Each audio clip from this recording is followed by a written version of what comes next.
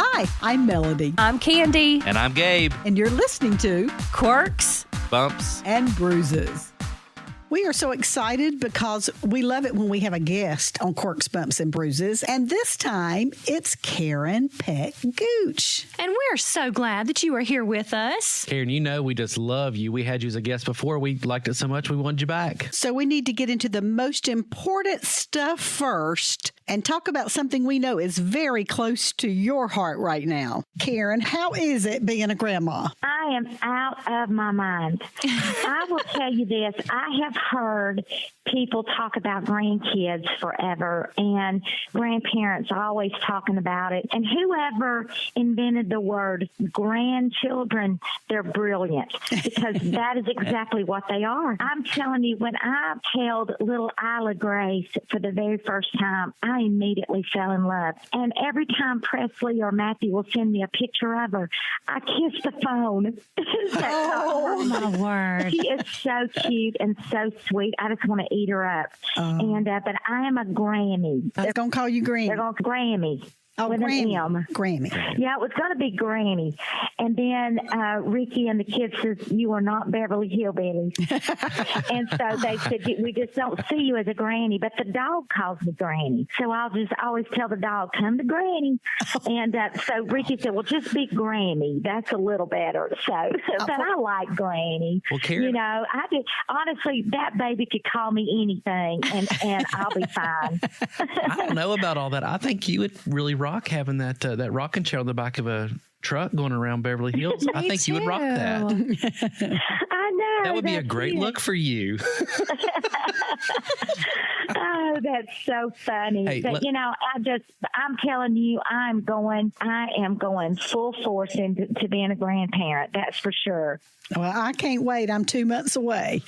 Yeah, Melody's getting Listen, close. I want to hear your voice after you see that baby for the first time. Melody, you'll never be the same. Aww. It is just so wonderful. And I'll tell y'all this, because we travel together, I always give the kids their space when they're home. So I don't really see them a lot during the week. Mm-hmm. And, but 1 week I visited them 3 times in 4 days.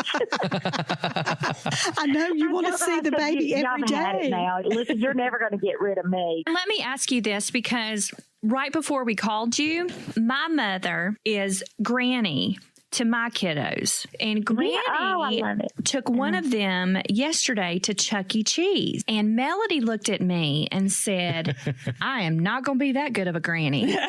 She didn't want to take them to Chuck E. Cheese. But I say, when that little baby gets here, you're going to be doing whatever you can to make it happen. I'm sure I will, except for Chuck E. Cheese. Hey, listen, you will go to Chuck E. Cheese. Listen, I can't imagine the things that we're going to be doing, Melody. I'm serious. Just because, honestly, that kid can have my house. She can have my house. She can have anything I've got. She is just that precious, out of my mind. And y'all, she's the most beautiful baby in the whole world. Oh, she is beautiful. We've seen pictures on Facebook. She is absolutely beautiful. Well, as the saying goes, if you knew grandkids were this much fun, you'd have had them first, right? right. Yes, and I always said, well, I can't imagine that, because I love my kids so much. And, I was one of those mothers that I was fine being with my kids 24 hours a day. Mm-hmm. But I'll tell you, this grandbaby, my baby having a baby, it goes to a whole new level.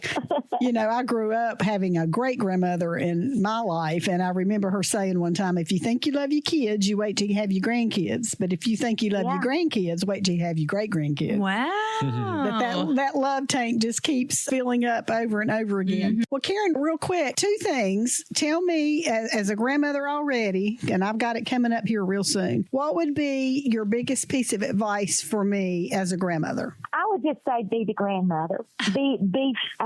Have fun with that child. Let our kids raise their kids the way they feel like they need to, and not the way we think they need to. Yeah. And I told Matthew, I said, "Listen, I'm probably going to overstep my boundaries. Of course, I'm a mother and now a grandmother, but you have to raise Isla the way you and Presley feel led to raise that baby." And I want to be here for advice, but I want to spoil this baby.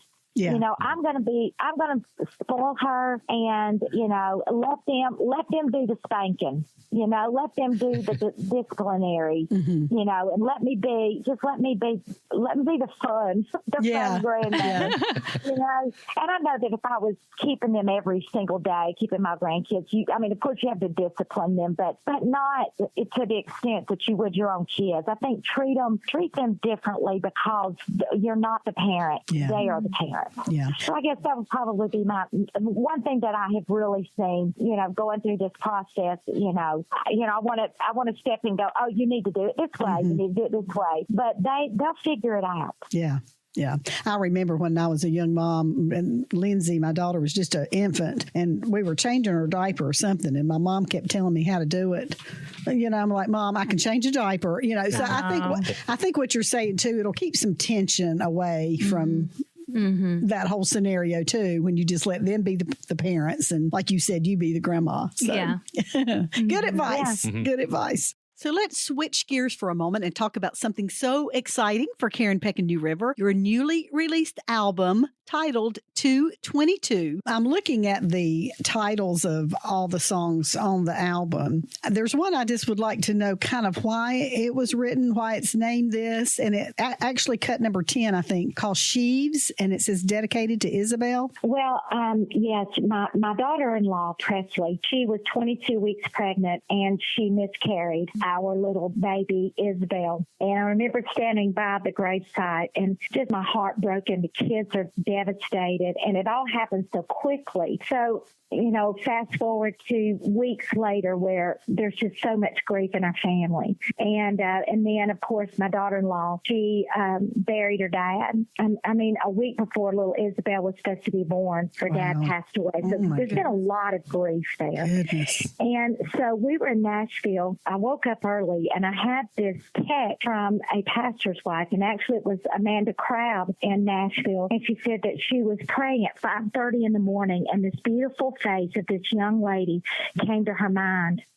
And she kept praying, and she realized that was my daughter-in-law, Presley, which they had never met before. Wow. And that she started praying for Presley. She knew that Presley had miscarried Isabel. And she said that the old song, Bring It in the Sheaves, came to her mind. And she looked at the lyrics and realized that not only does sheaves represent the harvest, you know, of course, when you're probably all you farmers that are listening would know this better than me, but the sheaves do represent harvest, but it also represents grief, because even though we will grieve, there will be a harvest of joy if we hang on and trust the Lord. And so she, began to say, your daughter-in-law will see a better day and will have joy, and my son too, of course. So I got to thinking about that. I couldn't get away from it, and I started just, singing, bring it in the sheaves, bring it in the sheaves. And I started researching the song, and it was written in 1874 from an evangelist. And I fell in love with the story. So I called my writer friend, Dave Clark, and I said, Dave, I think we've got something here. We need to take the old hymn, Bring It in the Sheaves, and we need to write about it. Mm-hmm. And we need to just, and I want to do a whole chorus of Bring It in the Sheaves during the song somewhere. And so we really worked hard, and we pulled in a third writer, Michael Farron. And on the second verse, Dave Clark, he wrote this second verse while he was battling COVID, and he was very, very sick. So that even makes it more special to us as well. But whenever we wrote the song, I knew it was going to be special. I will have to say, too, that I wanted to dedicate it to Isabel just because that was solely what inspired the writing of the song. Mm-hmm. But then this week, whenever the album released, we were in Nashville, and it was just such chaos about the whole day because we were so busy with the release of the record, especially at our record label. Of course, Presley's home with our new little baby, Isla. And I want to say this. When Isla Grace was born on January 7th, the Lord reminded Presley and Matthew that while they were holding their little baby a year prior, that God promised promised them. They felt in their hearts that God promised that they would be back in that hospital holding another baby. So here Presley, and she was home this week, and she wrote a post on Facebook for anybody that wants it. I shared it on my page as well, Karen Peck Gooch or Presley Gooch. You can go on and read her post. And it just, honestly, out of all of the chaos of the day, that was my favorite post, simply because it was so therapeutic for her. I think that this song was healing for her and for Matthew. And to the point to where she, for the first time since this all happened, this is the first time that she's ever written absolutely, completely how she felt during all of that. And since then, there have been so many people that have reached out to her. So I really believe that God has a plan for this song. And I do want to encourage all of the listeners to know that, hey, you may hit a really, really hard time in your life, but God will bring you joy, and you will reap a harvest of joy. So just be encouraged.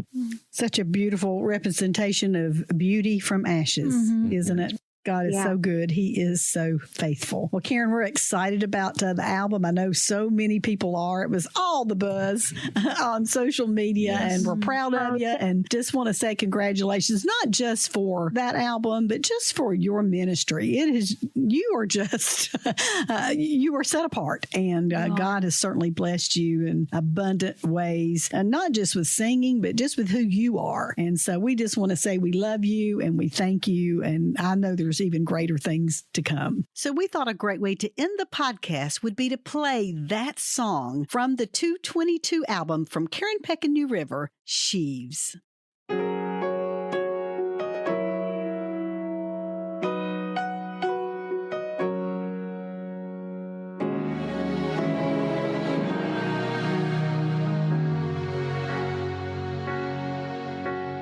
Going forth with weeping, sowing for the Master is harder than you think that it would be. There are days of sorrow that seem so heavy laden, but there is joy wherever He may lead. So carry on, we will carry on, though the harvest now is full of grief.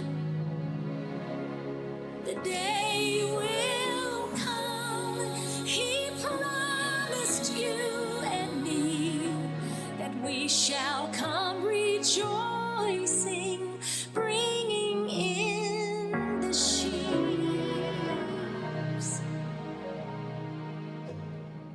sowing in the sunshine, sowing in the shadows, even when our strength is almost gone, holding to the promise. God knows what we are facing, and He will turn our sorrow into song. So carry on, we will carry on, though the harvest now is full of grief. The day will come, He promised you and me, that we shall come rejoicing, bringing in the sheaves, bringing in the sheaves, bringing in the sheaves. We shall come rejoicing, bringing in the sheaves, bringing in the sheaves, bringing in the sheaves. We shall come rejoicing, bringing in the sheaves. Carry on, we will